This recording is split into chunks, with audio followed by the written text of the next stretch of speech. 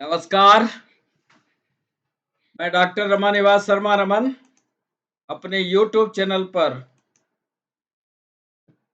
Science और technology का competitive session लेकर के बच्चों आपके सामने आज बायोलॉजी का एक इम्पॉर्टेंट सेशन लेकर के आपके सामने हम हाजिर हैं। इसके पहले के सेशन में हमने कोशिका आपको पढ़ाई है और कॉम्पिटिटिव एग्जाम में बहुत सारे सवाल कोशिका विभाजन से आते हैं, चाहे नीट हो, स्टेट पीएससी हो, यूपीएससी हो, एनएसटी हो। कोशिका विभाजन को हमने कई पार्ट में पढ़ाने का फैसला किया है और आज पहला पार्ट जिसमें समसूत्री विभाजन, ध्यान से सुनिएगा, पहला पार्ट समसूत्री विभाजन यानी माइटोसिस लेकर के आपके सामने। माइटोसिस की दो प्रमुख व्यवस्थाएं जिसको प्रोफेज और मेटाफेज के नाम से जानते हैं, आज सिर्फ और सिर्फ इसी पर डिस्कशन होगा। और डिस्कशन के साथ थ्योरी जब आप पढ़ रहे हो तो लगातार आप हमारे साथ बने रहिएगा, जिससे आपको तुरंत का तुरंत याद हो जाए। और जब हमारा ये सेल डिवीजन के सारे पार्ट हो जाएंगे तो फिर इस पर हम ऑब्जेक्टिव सवाल लाएंगे, आंसर राइटिंग लाएंगे, तब आप उन कठिन सवालों को कर पाओगे जो कोशिका विभाजन से जुड़े होते हैं। तो आज समसूत्री विभाजन का यह थ्योरेटिकल डिस्कशन आपके सामने है। बच्चों, चैनल को सब्सक्राइब करना, चैनल को लाइक करना और चैनल को शेयर करना ये आपकी जिम्मेदारी है। चलें सेशन की ओर।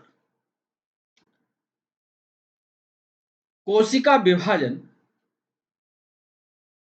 हमेशा की तरह दोनों भाषाओं में, हिंदी और अंग्रेजी में, आज का पीडीएफ होगा।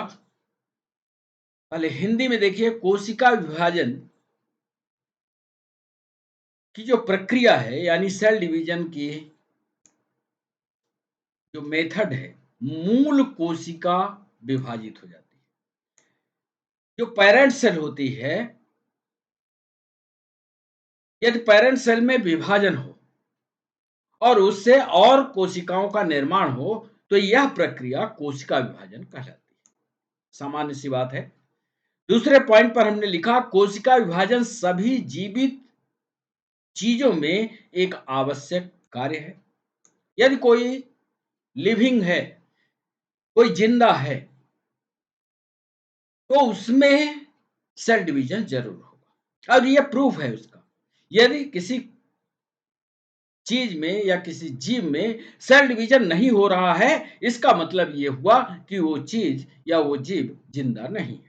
तो जिंदा लोगों की एक विशेषता ये होगी, जिंदा जीवों की ये विशेषता होगी कि उसमें कोशिका विभाजन जरूर होगा।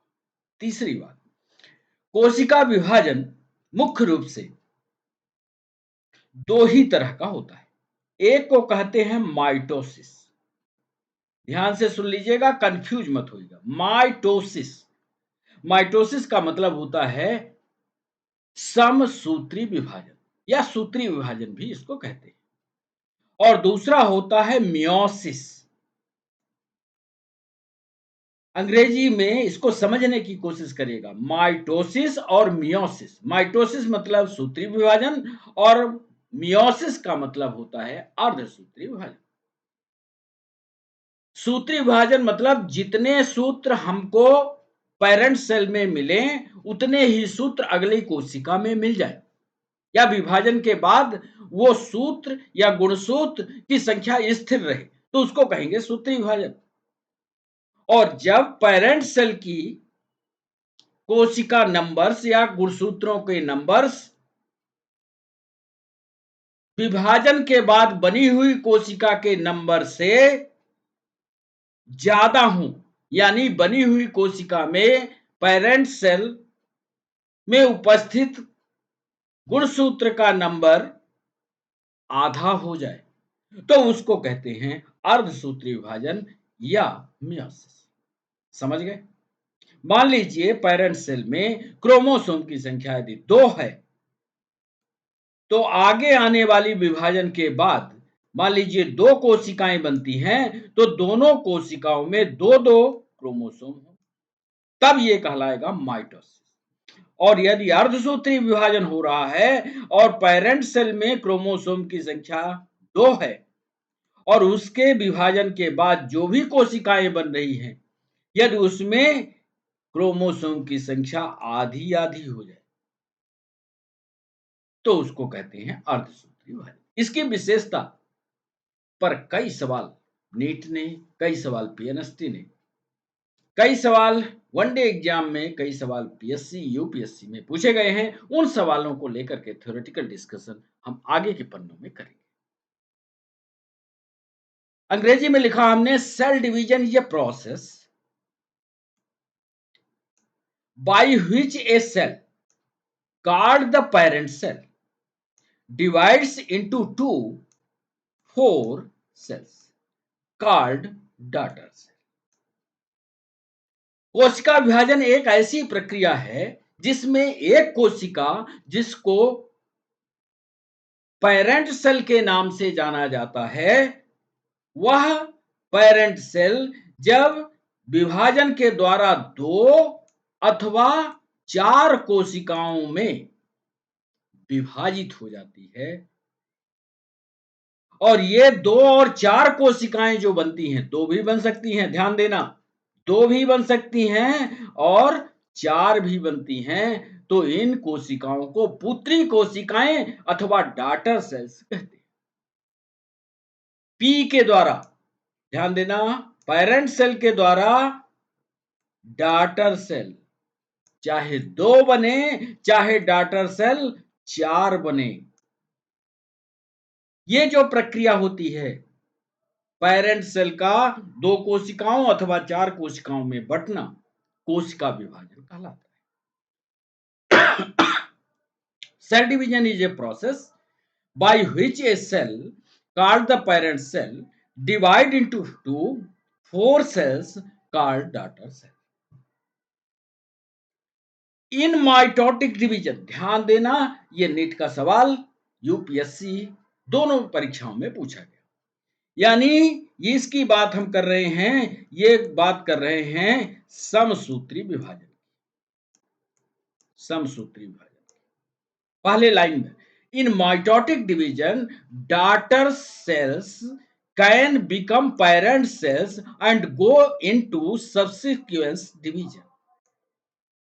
यानी समसूत्री विभाजन में जो बनी हुई पुत्री कोशिकाएं हैं, वो फिर से पेरेंट सेल की तरह काम करके और आगे भी उसी तरह से विभाजित होकर के और आगे के विभाजन की प्रक्रिया को कंटिन्यू करेंगी। दूसरे पॉइंट में देखना, इन मियोटिक डिवीजन यानी अर्धसूत्री में, यानी मियोसिस में, द डॉटर सेल यानी पुत्री कोशिका जो बनी, ये 2 बने या 4 बने, ये जो पुत्री कोशिका बनती है, वो सिर्फ और सिर्फ पुत्री ही कोशिका रह जाती है, इसके बाद कोई विभाजन उसमें नहीं होगा।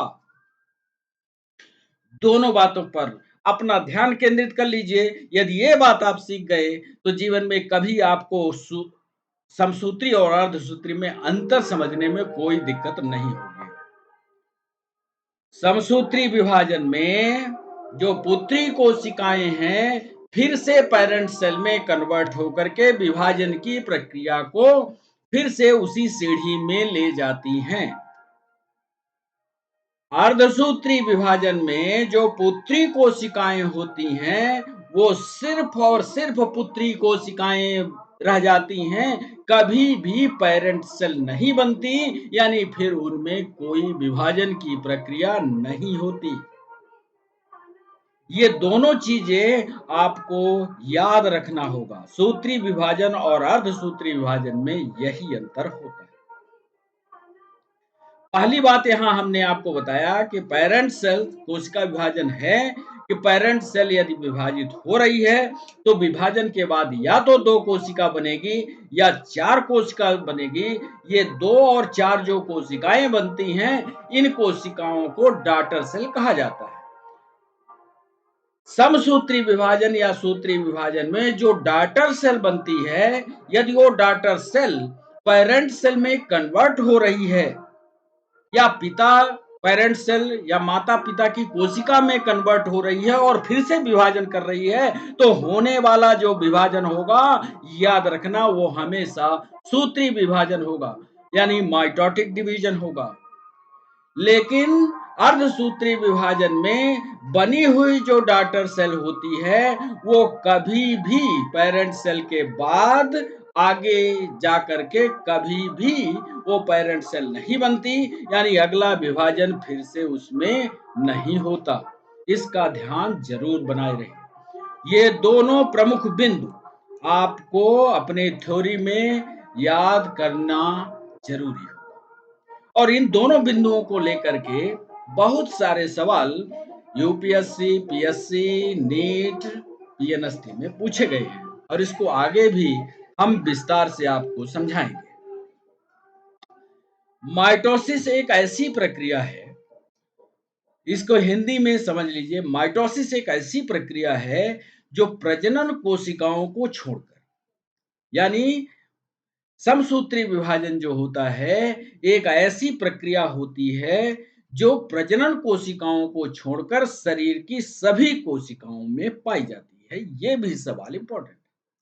हमारा जो पूरा शरीर है या किसी जीव का जो पूरा शरीर होता है, उसमें दो तरह की कोशिकाएं होती है। एक कोशिका होती है सोमैटिक सेल और एक होती है रिप्रोडक्टिव सेल। वो पूछेगा आपसे ऑब्जेक्टिव सवाल में कि आपकी सोमैटिक सेल्स जो होती हैं उसमें किस प्रकार का डिवीजन होता है, तो याद रखिएगा सोमैटिक सेल में हमेशा समसूत्री विभाजन होगा, और जबकि रिप्रोडक्टिव या जनन कोशिका में हमेशा अर्धसूत्री या मियोसिस या रिडक्शन डिवीजन होता है। पहला पॉइंट। दूसरा, संतति कोशिकाओं में गुणसूत्रों की संख्या समान रहती है। अभी हमने बताया कि समसूत्री में गुणसूत्र समसूत्र रहेंगे, गुणसूत्र समान रहेंगे, अर्थात द्विगुणित है तो 2n होगा। इसलिए समीकरणात्मक विभाजन भी कहा जाता है। एक बार यूपीएससी में यह भी सवाल पूछा गया, समीकरणात्मक डिवीजन क्या है? समीकरणात्मक डिवीजन यानी दो है तो दो ही उत्पाद के रूप में रहे, इसको कहते हैं समीकरणात्मक विभाजन। समीकरणात्मक में जितनी संख्या शुरुआत में थी उतनी ही संख्या पुत्री कोशिकाओं में भी रहे, इसको कहते हैं समीकरणात्मक विभाजन। माइटोसिस के परिणाम स्वरूप दो संतति कोशिकाओं का निर्माण होता है। ये भी नोट कर लीजिएगा, बड़ा इंपॉर्टेंट है। पीएनएसटी ने सवाल पूछा कि समसूत्री विभाजन में संतति कोशिकाओं की संख्या कितनी होती है। याद रखिएगा, जब हम आपको अर्धसूत्री विभाजन पढ़ाएंगे तो जो संतति कोशिकाएं बनाएंगे उसमें, यानी डॉटर सेल जब बनाएंगे तो उसकी संख्या 4 बताएंगे। अब 4 कैसे बताएंगे ये आगे हम आपको बताएंगे, लेकिन जब सूत्री विभाजन पढ़ा रहे हैं तो याद रखिए कि उसके परिणाम स्वरूप संतति कोशिकाओं की संख्या कुल कितनी होगी? 2, क्योंकि एक कोशिका से दो कोशिकाओं का निर्माण। यह पूरी प्रक्रिया यानी प्रोफेज, मेटाफेज, एनाफेज और टीलोफेज, ये 4 स्टेप में पूरी होती है। कितने में? यह प्रोफेज, मेटाफेज, एनाफेज और टीलोफेज में पूरी होती है। एक एक को आगे ला करके चित्रों के द्वारा आपको समझा देंगे, जितने भी ऑब्जेक्टिव हैं आपसे बनने लगे। माइटोसिस का एक चित्र के द्वारा समझ लीजिए, बड़ा सरल है, लेकिन तत्काल समझने की कोशिश करिएगा। एक बार आपके समझ में यदि नहीं आया तो फिर पढ़ते ही रह जाओगे, फिर नहीं समझोगे। एक बार समझो। The process where a single cell divides resulting in generally two identical cells, each containing the same number of chromosomes and genetic content as that of the original cell। ऐसी कोशिका जो विभाजित तो हो रही है लेकिन विभाजन के बाद अपने समान ही दो कोशिकाएं उत्पन्न कर रही है, जिसके अंदर क्रोमोसोम का नंबर मातृ कोशिका जैसा ही है और उसके अंदर का जो जेनेटिक मटेरियल है वो मातृ कोशिका जैसा है। बस यही अंग्रेजी में लिखा, उसको हमने हिंदी में भी लिखा कि इस प्रकार का कोशिका विभाजन, आप भी ऐसे नोट्स बनाइए, इस प्रकार का कोशिका विभाजन सभी सोमैटिक सेल में पाया जाता है। अब यदि यही हम आपसे सवाल पूछ ले कि रिप्रोडक्टिव सेल्स या जर्म सेल या जनन कोशिका में किस प्रकार का विभाजन होगा, तो सूत्री होगा कि अर्धसूत्री, तब आप जवाब दोगे वहां पर सूत्री नहीं होगा, अर्धसूत्री। सही है ना? सूत्री विभाजन को अन्य नामों से भी जाना जाता है। यह भी पीएनएसटी ने सवाल पूछा, जैसे समसूत्री विभाजन, इसी को कायिक विभाजन भी कहते हैं, सोमैटिक डिवीजन भी कहते हैं। और इसकी खोज 1881 में फ्लेमिंग नामक वैज्ञानिक ने की थी। सर्वप्रथम 1881 में, हिंदी में इसलिए लिख दिया है कि हिंदी में एक बार यह सवाल पूछा गया था पीएससी में, मध्य प्रदेश की पीएससी में एक बार सवाल पूछा गया कि समसूत्री विभाजन की खोज किसने की थी, तो याद रखिएगा 1881 में फ्लेमिंग नाम के वैज्ञानिक ने सबसे पहली बार इसका पता। जरा इसी बात को जो लिखा है यहां पर, mitosis the process where a single cell divide resulting in generally two identical cell each containing the same number of chromosome and genetic content as that of original cell, यानी प्राथमिक सेल जैसे ही उसका उत्पाद बने और दो ही कोशिका बने, दोनों कोशिका बिल्कुल सेम हो जैसे उसके माँ बाप है, यानी जैसा उसका पेरेंट है सेम हो, उसी को तो कहते हैं समसूत्री विभाजन। उसी चित्र को ध्यान में रखते हुए जरा देखिए, ये थी उसकी मां सेल। बीच के स्टेप को अभी छोड़ देते हैं क्योंकि आगे हम पहले इसको पढ़ाएंगे। अब जब ये विभाजन करते करते करते यहां पहुंचती है तो ये जो दो कोशिकाएं बनती हैं, एक ये कोशिका एक ये कोशिका, इनके टोटल नंबर कितने हुए, इस कोशिका से कितनी कोशिकाएं बनी, दो। और जरा इसका चित्र देखो, इसका चित्र देखो, दोनों की रचना आइडेंटिकल है, सेम है कि नहीं। बस ये जो बीच की प्रवस्था है, ये जो बीच वाली प्रवस्था है, इसको हम आगे ला करके आप प्रोफेज, मेटाफेज, एनाफेज वाली, टीलोफेज वाली सब बता देंगे। बस यहीं पर पूरा हो जाएगा। समझ गए? सूत्री विभाजन हिंदी में भी लिखा है, इस प्रकार का कोशिका विभाजन सभी सोमैटिक सेल में पाया जाएगा। बार बार कह रहे हैं सोमैटिक सेल को पढ़ना। सूत्री विभाजन को अन्य नामों से जानते हैं, जैसे समसूत्री विभाजन या कायिक विभाजन के नाम से जाना जाता है। और फ्लेमिंग ने 1881 में सर्वप्रथम सेल डिवीजन की खोज की। एक चीज इसका सर्वप्रथम पता लगाया, ये जो कोशिका विभाजन होता है, कौन सा, माइटोसिस, इसी माइटोसिस को एक शब्द आपके नोट्स में आना चाहिए और पढ़ो भी। इसके पहले के वीडियो में, कल जब आप क्लास ले रहे थे उस समय जो टर्म हमने उपयोग किया था, कोशिका चक्र किया था। ये जो कोशिका विभाजन की प्रक्रिया है ना, ये कोशिका चक्र से जुड़ी हुई है। आइए पहले उसको पढ़ के आपको हिंदी में बताते हैं। कोशिका चक्र है क्या? कोशिका विभाजन सभी जीवों के लिए अत्यंत महत्वपूर्ण प्रक्रिया है। महत्वपूर्ण बातों को हमने लाइन पर लिखा है, आप चाहें तो इसको टू द पॉइंट लिख लीजिएगा। कोशिका विभाजन सभी जीवों के लिए अत्यंत महत्वपूर्ण प्रक्रिया है। कोशिका विभाजन से पहले कोशिका वृद्धि, मान लीजिए कोई कोशिका विभाजन करने जा रही है, यानी एक कोशिका से दो कोशिका बनने जा रही है या एक कोशिका से चार कोशिका बनने जा रही है, तो कोशिका के पास ताकत तो होनी चाहिए ना। वही लिखा कि पहले कोशिका वृद्धि, फिर इसके बाद उसके अंदर जो डीएनए है, डीएनए का प्रतिकृति होना, उसकी फोटोकॉपी होना, उसी जैसा दूसरा रूप बनना, प्रतिकृत होता है। ये तीनों प्रक्रियाएं क्या क्या हुआ, सबसे पहले कोशिका वृद्धि, फिर डीएनए प्रतिकृत होता, कोशिका विभाजन, कोशिका वृद्धि एवं डीएनए प्रतिकृत, तीन बातें हुई, कोशिका विभाजन, कोशिका वृद्धि और डीएनए की फोटोकॉपी। एक अत्यंत व्यवस्थित एवं क्रमिक प्रक्रिया है। कौन कौन सी प्रक्रिया हुई? एक तो हुआ कोशिका विभाजन यानी सेल डिवीजन, एक हुआ कोशिका की वृद्धि यानी कोशिका की ग्रोथ, और एक हुआ डीएनए की फोटोकॉपी। तीनों प्रक्रियाएं सिस्टमेटिक रूप से होती हैं। और ये जो विभाजन की किसी कोशिका, एक कोशिका से दो कोशिकाओं अथवा चार कोशिकाओं का निर्माण होना, ये आनुवांशिक कंट्रोल से होती है। हर आदमी की एक जैसी नहीं होती।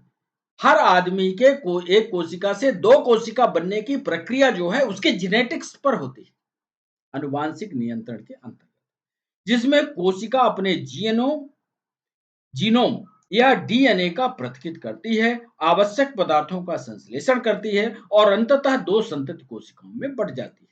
सम्मिलित रूप से कोशिका की वृद्धि, कोशिका का विभाजन और डीएनए की फोटोकॉपी होना, ध्यान से फिर सुन लीजिए, कोशिका की वृद्धि, कोशिका का विभाजन और डीएनए की फोटोकॉपी होना, ये तीनों प्रक्रियाएं कोशिका चक्र।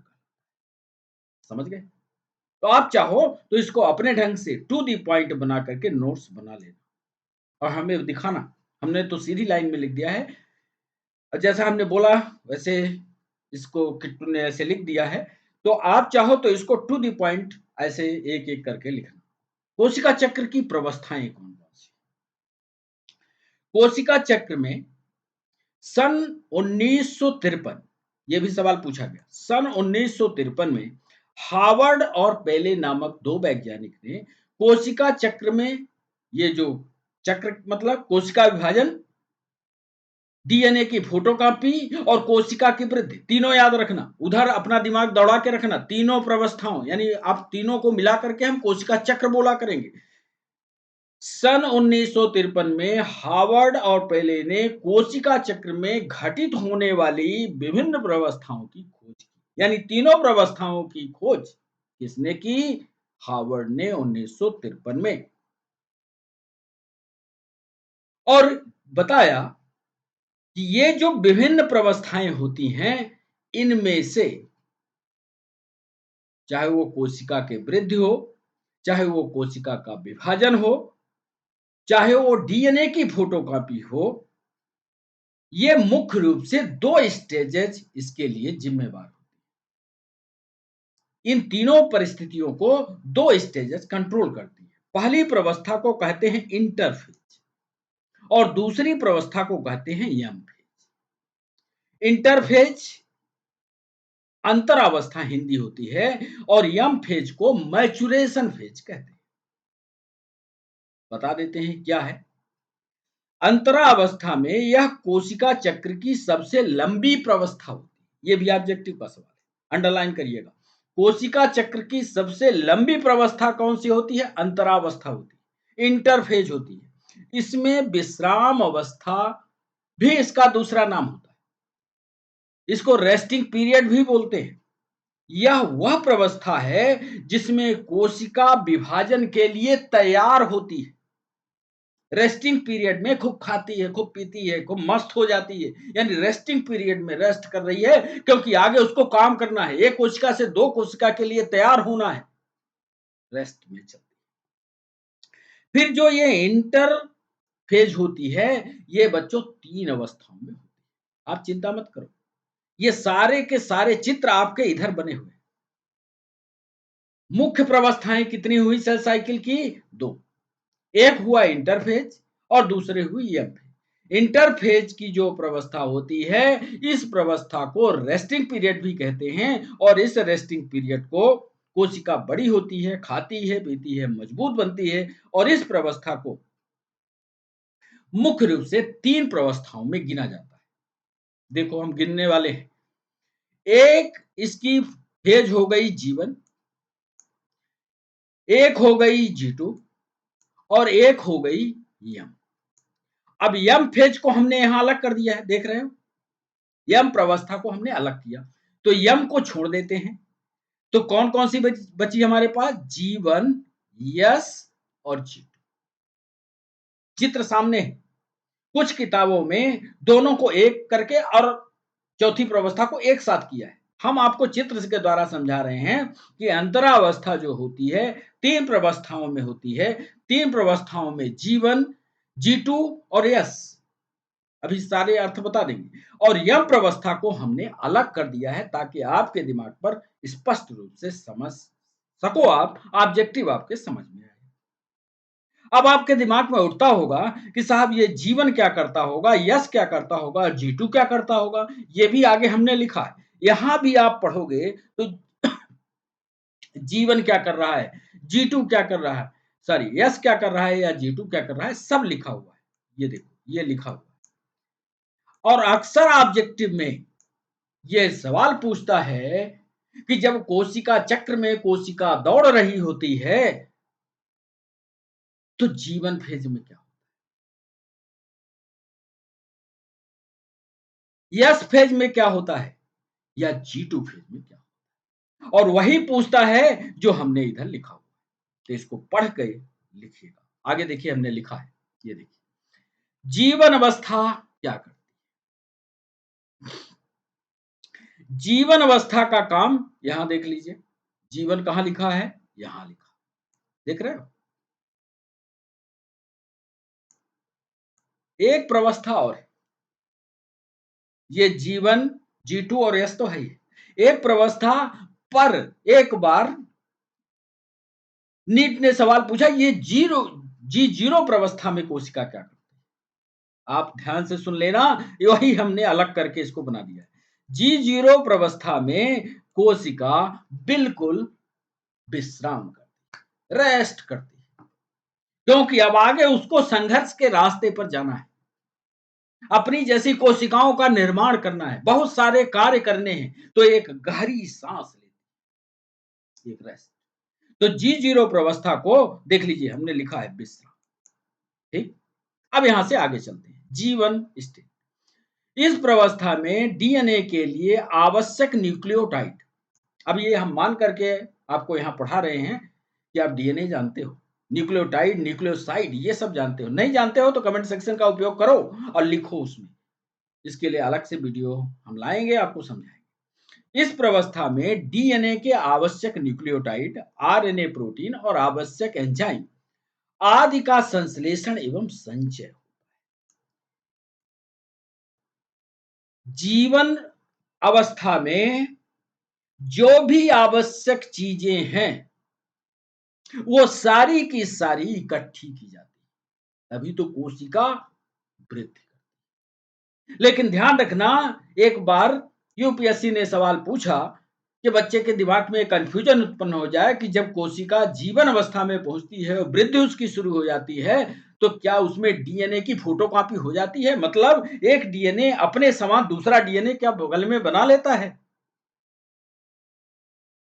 जो बच्चे इसको गहराई से पढ़े थे उन्होंने कहा नहीं, और जो सिर्फ अंदाजा मार रहे थे उन्होंने कहा हाँ।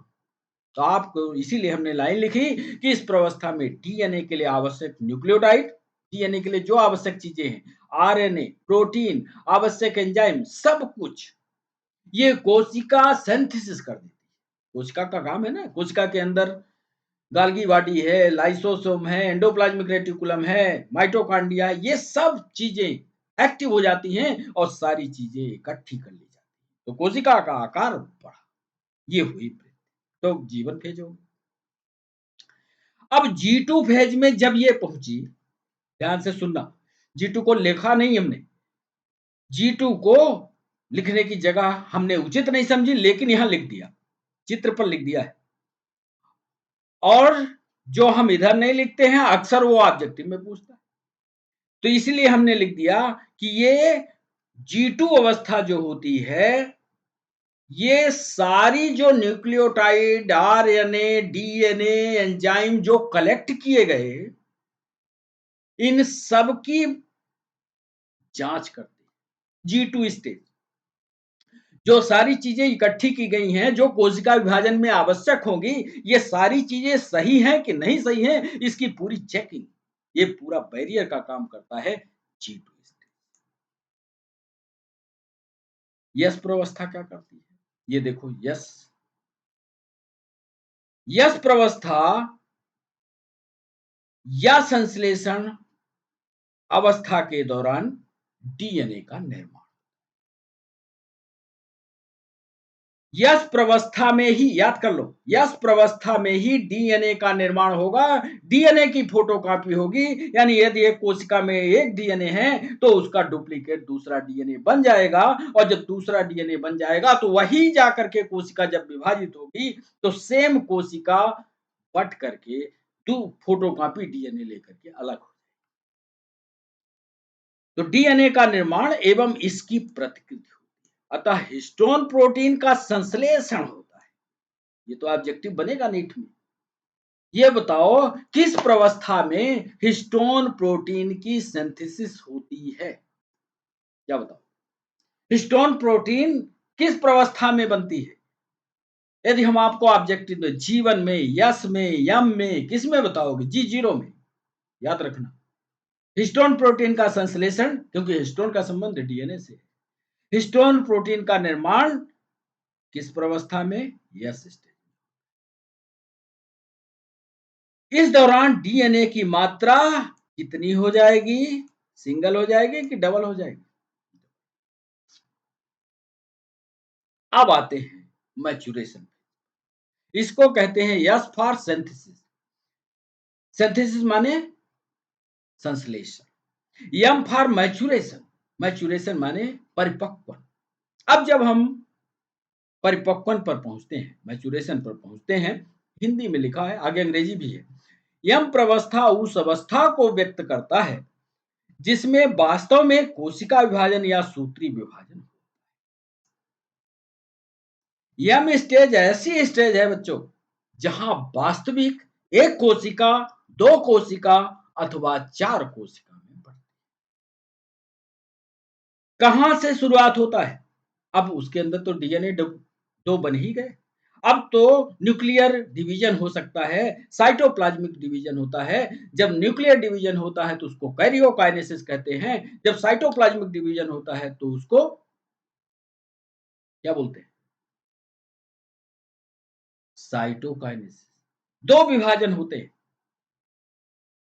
अब जब हम आपको शुरू से सुबह से बता रखते हैं कि आज हम सेल डिवीजन पढ़ाएंगे, तो सेल डिवीजन आपको एक बार रिवाइज कर लेना चाहिए। आपके पास किताब है, किताब से नहीं तो मोबाइल से सेल डिवीजन होता क्या है। सिर्फ आज हमने जो मैसेज किया था सिर्फ माइटोसिस पढ़ाने के लिए किया था, इसलिए जैसे ही आपको हमारा मैसेज मिले आप माइटोसिस को पढ़ लिया करो। तो यम प्रवस्था का आरंभ केंद्रक के विभाजन से होता है और इसका अंत कोशिका द्रव्य विभाजन से के साथ। मतलब यह शुरुआत किससे होगा? कैरियोकाइनेसिस से। समाप्त किस पर होगा? साइटोकाइनेसिस। यूपीएससी ने एक कथन लिखा कि यम फेज यानी मैच्योरेशन फेज कैरियोकाइनेसिस से शुरू होकर साइटोकाइनेसिस पर समाप्त होती है, या साइटोकाइनेसिस से शुरू होकर कैरियोकाइनेसिस पर समाप्त होती है, या कोई क्रम हो सकता है, या ऊपर के सभी कथन असत्य है। इसमें सही कथन कौन सा सत्य है? कितनी गंभीर बात पूछा था। याद रखना, पहले कैरियोकाइनेसिस होगी फिर साइटोकाइनेसिस। पहले नाभिक का या नाभिक मतलब नाभिक न्यूक्लियस का डिवीजन होगा और फिर उसके बाहर जो कोशिका द्रव्य है उसका। इसी अवस्था में यहां हमने लिखा है साइटोकाइनेसिस। देख रहे हो, पूर्वावस्था, मध्यावस्था, पश्चावस्था, अंतावस्था। इसी को प्रोफेज, मेटाफेज, एनाफेज, टीलोफेज आगे बताते हैं कैसे। जो उधर ये चित्र छोटा सा लगाया था ना, ये वाला, और आपसे पूछा था कि G2 फेज में क्या होगा, एस फेज में क्या होगा, जीवन फेज में, इसको थोड़ा बड़ा करके आपको समझा दें। माइटोसिस में एक होती है G0, G0 cell cycle arrest,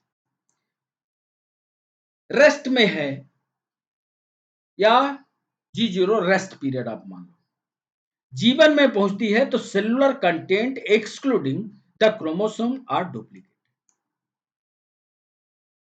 G2 phase में the cell double checks the duplicated chromosome for error, making any needed repairs.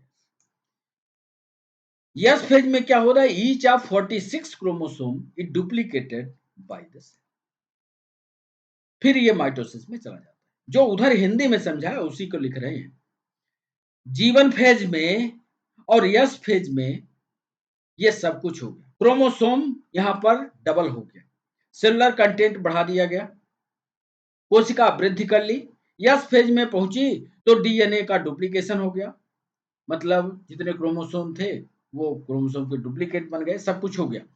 अब जी2 जो फेज होती है, अक्सर इस पर सवाल पूछ सकता है कि ये जी2 फेज क्यों। जी2 फेज बच्चों सिर्फ और सिर्फ इसलिए है कि जो ये प्रक्रियाएं हुई हैं, जीवन और यश की जो प्रक्रियाएं हुई हैं, इनकी चेकिंग हो जाए, क्या ये दोनों प्रक्रियाएं सही हुई है। यदि ये दोनों प्रक्रियाएं सही नहीं होती तो जी2 फेज में उनको रिपेयर किया जाता है। चेकिंग के बाद कुछ गड़बड़ी रह जाती है तो जी2 फेज में उनको फिर सही किया, यानी क्रोमोसोमल एरर जो होता है उसको सही किया। मान लीजिए क्रोमोसोम का एरर गड़बड़ा गया तो आगे आने वाली जो संतति होगी वो गड़बड़ पैदा होगी। तो भगवान ने यहाँ एक सारी व्यवस्था दी कि जीवन कर लो, यश व्यवस्था कर लो, लेकिन उसके बाद भी एक व्यवस्था ऐसी है जहां उसकी पूरी चेकिंग होती है और चेकिंग के दौरान गलत पाए जाने पर उसको सही, तब फिर माइटोसिस की व्यवस्था होती है। साइटोकाइनेसिस कैरियोकाइनेसिस की प्रक्रिया होकर के तो नहीं कोशिकाएं आई। हमने बताया उधर कि इसमें आज मेटाफेज तक ही बताएंगे। इसमें जो प्रक्रियाएं होती हैं, अंतरावस्था, प्रोफेज, प्रो मेटाफेज और मेटाफेज, एनाफेज और टीलोफेज की प्रवस्था को अगले सेशन में हम शामिल करेंगे। इंटरफेज या अंतरावस्था क्या होती है? The cells prepare for mitosis.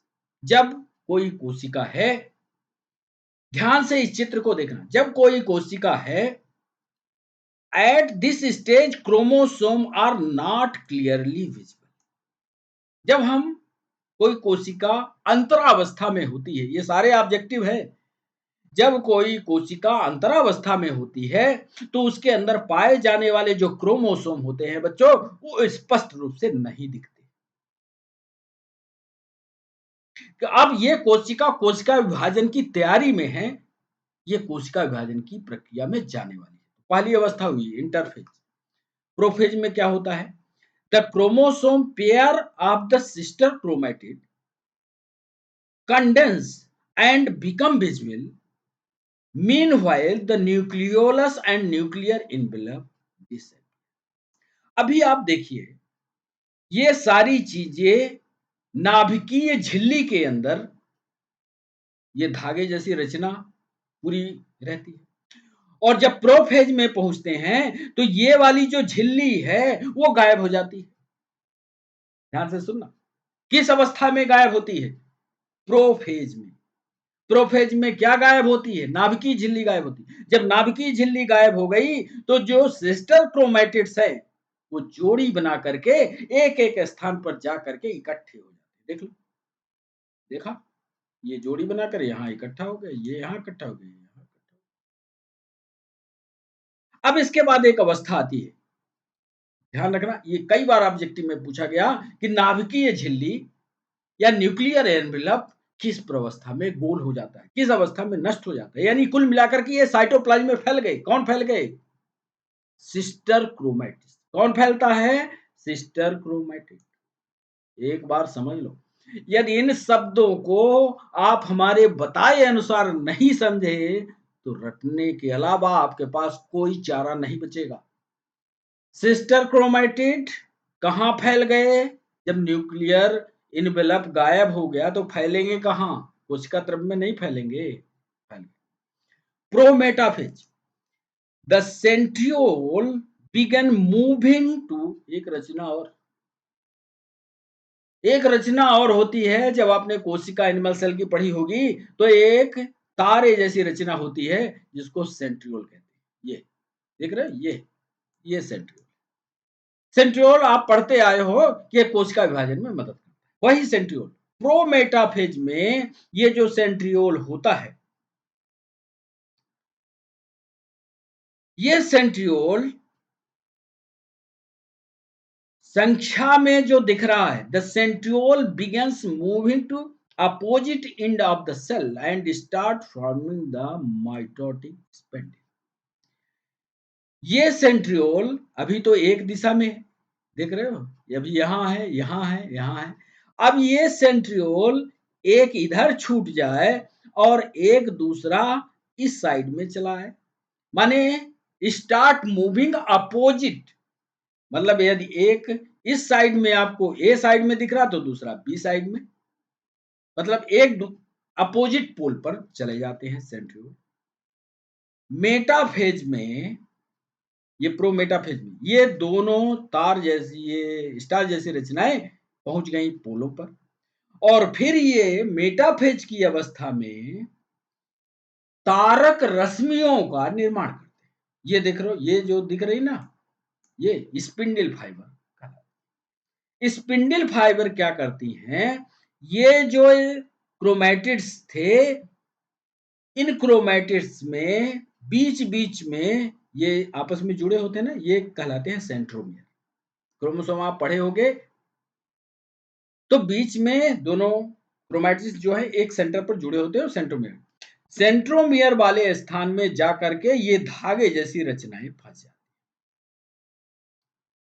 अब ये जोड़े में है, तो ये धागे जैसी जो रचनाएं फंस जाती हैं, तो एक धागा ऊपर खींचेगा एक क्रोमोसोम को, एक क्रोमैटिड को, और दूसरा दूसरे साइड में खींचेगा, यानी क्रोमोसोम आधा इधर और आधा इधर चला आएगा।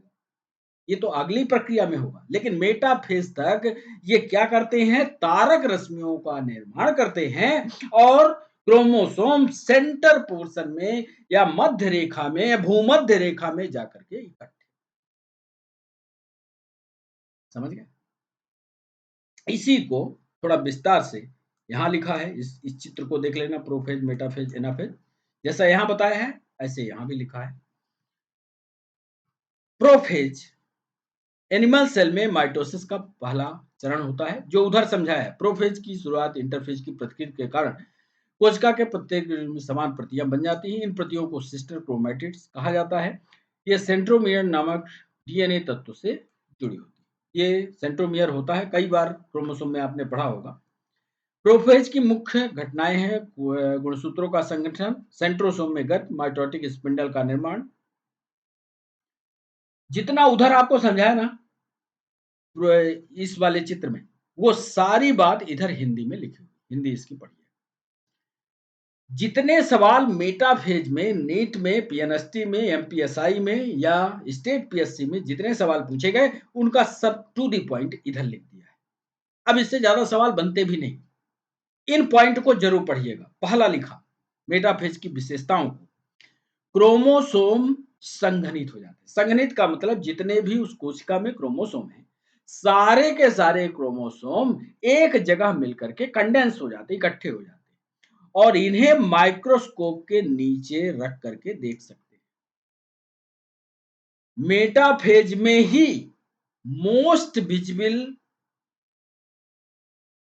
मेटाफेज में ही इनको देखा जा सकता है।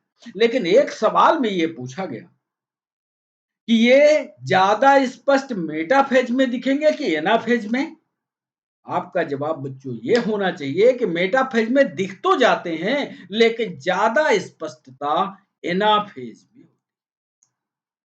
याद कर लो, क्रोमोसोम संगठित होते हैं, संघनित होते हैं, लेकिन माइक्रोस्कोप के नीचे देखे तो जा सकते हैं, लेकिन अस्पष्टता होती है, स्पष्टता इनकी एनाफेज में।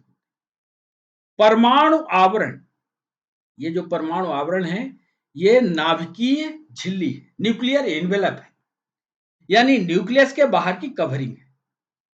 न्यूक्लियर आवरण पूरी तरह से नष्ट हो जाता है, किस अवस्था में, मेटाफेज में। और गुणसूत्र कहां चले जाते हैं, कई बार सवाल पूछा। जब नाभिक की झिल्ली टूट जाएगी तो गुणसूत्र कहां चले जाएंगे, कोशिका द्रव्य में। अब जो क्रोमैटिड जोड़े में हैं, उनको क्या कहोगे, सिस्टर क्रोमैटिड। अब ये जो सिस्टर क्रोमैटिड, जरा इसको ध्यान से देखो, ये जो सिस्टर क्रोमैटिड कहलाएंगे, ये देखो देख रहे हो? जो जोड़े-जोड़े में हो। एक सवाल नीट ने पूछा कि ये जो सिस्टर क्रोमैटिड हैं, ये सेंट्रोमियर पर किस प्रकार की प्रोटीन से जुड़ते हैं? उस प्रोटीन का नाम बताओ। वो भी पॉइंट लिख दिया है कि सिस्टर क्रोमैटिड कोइसिन नामक, ये याद रख लें, कोइसिन नामक प्रोटीन कॉम्प्लेक्स द्वारा सेंट्रोमियर पर एक दूसरे से जुड़े होते हैं। हो सकता है आपकी किताब पर ना लिखा हो ये। कोहेसिन नामक प्रोटीन होती है। कोहेसिन नामक प्रोटीन से एक दूसरे से जुड़ते हैं। सूक्ष्म नलिकाएं सिस्टर क्रोमैटिड्स के नीटोकोर से बनती हैं, काइनेटोकोर से बनती हैं। काइनेटोकोर प्रत्येक सेंट्रोमियर से जुड़ा एक मल्टी प्रोटीन कॉम्प्लेक्स है। वही के प्रोटीन अभी चित्र दिखाएंगे तो और स्पष्ट समझोगे। सिस्टर क्रोमैटिड विपरीत ध्रुवों से आने वाली काइनेटोकोर से जुड़ जाते हैं। काइनेटोकोर से जुड़ी सूक्ष्म नलिकाएं सिस्टर क्रोमैटिड को तब तक आगे पीछे खींचती हैं जब तक कि वो कोशिका के मध्य में भूमध्य रेखीय प्लेट या मेटाफेज प्लेट पर संरेखित न हो। अच्छा, ये हमने इस चित्र में आपको दिखाया कि ये यहां कैसे पहुंचे, ये सेंटर पर कैसे पहुंचे। तो इनको खींचने के लिए छोटी छोटी नलिकाएं तैयार होती हैं और ये नलिकाएं इनको खींच करके कोशिका के बिल्कुल बीचों बीच इकट्ठा करती हैं। ये सब कोशिका के अंदर, साइटोप्लाज्म के अंदर प्रक्रिया हो रही है। तो इनको बीच में इकट्ठा करने के लिए साइटोप्लाज्मिक ट्यूब्यूल्स एक्टिव होती हैं, उनको सेंटर में इकट्ठा। उसके बाद स्पिंडल फाइबर आकर के इनको खींचते हैं। तारक रश्मियां उसके बाद खींचते हैं। मेटाफेज डॉटर सेल्स में गुणसूत्रों का समान विभाजन सुनिश्चित करता है। मेटाफेज एक ऐसी अवस्था होती है जो ये सुनिश्चित करती है कि आधा क्रोमोसोम ऊपर जाए और आधा क्रोमोसोम नीचे आए। इस चित्र को देखो, ये देखो, मेटाफेज की ही अवस्था में ये बीचों बीच इकट्ठे होंगे और बीचों बीच ऐसे इकट्ठे होंगे कि हमारा हाथ देखो, एक उंगली में वो, एक ऊपर क्रोमोसोम एक नीचे, ये इधर जाएगा और ये इधर जाएगा। ऐसा नहीं होगा कि इतना खींच दिया जाए कि ये दोनों इधर चले आए अथवा इतना खींच दिया जाए कि दोनों, आधे आधे की पूरी व्यवस्था मध्यावस्था या मेटाफेज में होती है। मध्यावस्था इसीलिए इसको कहते हैं कि सारे ये क्रोमैटिड्स या सिस्टर क्रोमैटिड्स मध्यमान लाइन या भूमध्य रेखा पर इकट्ठे। इस चरण में आमतौर पर अनुसंधान और क्रोमोसोमल असामान्यताओं का पता लगाने के लिए कैरियोटाइप, और ये ऐसी अवस्था होती है जब किसी की क्रोमोसोमल फ्रेमिंग की जाती है, क्रोमोसोमल चेकिंग की जाती है, तो मेटाफेज ही सबसे उचित अवस्था होती है जहां पर क्रोमोसोम की व्यवस्था को देखा जा सकता है। मान लीजिए क्रोमोसोम में कोई गड़बड़ी है, कोई दिक्कत आ रही है, तो चूंकि अब सेंटर में है तो इनको देख करके और ये तय किया जा सकता है कि क्रोमोसोम सही है, क्रोमोसोम गड़बड़ है। क्रोमोसोम की मैपिंग इसी में अवस्था में होती है। जरा मेटाफेज को थोड़ा विस्तार से देखिए, जितना उधर बोला इसका चित्र इधर देखिए। ये दो तारे दोनों कोशिकाओं के दोनों किनारों पर, जो सेंटर से इधर गए, यहां से ये, इसको क्या कहते हैं, सेंट्रियोल। सेंट्रियोल से निकलती हुई ये फाइबर, स्पिंडल फाइबर, ये स्पिंडल फाइबर, और ये स्पिंडल फाइबर आधे को इधर खींचेगा, आधा इधर चला जाएगा, आधे को इधर खींचेगा, आधा इधर आधा इधर। सबसे बड़ी विशेषता मेटाफेज की ये है कि ये जो डॉटर क्रोमैटिड्स है, ये कोशिका के मध्य स्थिति में, कोशिका के सेंटर पॉइंट में या भूमध्य रेखा में, मीडियन एक्सिस में एकत्रित। इसको मेटाफेजिक प्लेट भी कहते हैं। ये देखो, सिस्टर क्रोमैटिड्स यहां पर जहां पर ये जुड़ते हैं उसको सेंट्रोमियर। सेंट्रोमियर एक दूसरे से काइनेटोकोर के द्वारा चिपके होते हैं, ये भी लिखा। और यहीं से स्पिंडल फाइबर तारक रश्मियां जो हैं खींचती हैं। ये देख लो स्पिंडल फाइबर यहीं से बनते हैं, यहीं से इसको खींचते हैं। तो ये चित्र और ये सारे पॉइंट इनको अच्छे से बना लीजिएगा, अच्छे से कर लीजिएगा। इसमें बहुत सारे ऑब्जेक्टिव आपको माइटोसिस की ये भी इंटरफेज में देख लो। इंटरफेज में सब कुछ उलझन जैसा दिख रहा है, लेकिन जब ये प्रोफेज में पहुंचा तो ये वाली दीवार गायब, न्यूक्लियर इनवेलप गायब हो गया। ये सेंट्रियोल ऊपर था, सेंट्रियोल विभाजित होकर के दो बन जाएंगे, एक इधर एक इधर, एक उस कोने पर एक उस कोने। जैसे ही न्यूक्लियर इनवेलप गायब हुए ये डाटर क्रोमैटिड बन गए।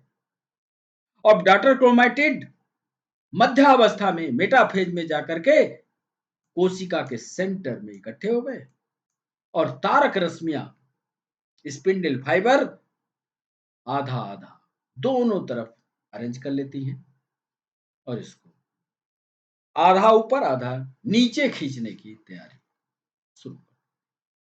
तो माइटोसिस का प्रोफेज मेटाफेज आज हो गया। एनाफेज और टीलोफेज आगे के सेशन में हम शामिल करेंगे। तो प्रोफेज और मेटाफेज को अच्छी तरह से पढ़ लीजिएगा, बहुत सारे सवाल आपसे बनते हैं। तो बच्चों कहीं भी यदि आपको एक बार और देख लीजिए, कहीं भी आपको समझ ना आया हो तो कमेंट सेक्शन का उपयोग कीजिए, हमें बताइए कौन सी चीज आपको समझ में नहीं आई। कंसेप्ट क्लियर कीजिएगा और यदि कंसेप्ट आपका क्लियर हो गया तो कहीं से भी सवाल पूछेगा आपसे बने। कंसेप्ट क्लियर नहीं होगा तो फिर जब हम ऑब्जेक्टिव लाएंगे तो फिर नहीं बनेगा। तो कंसेप्ट क्लियर करते हुए हमें बताइए कि आज का सेशन बच्चों कैसा रहा।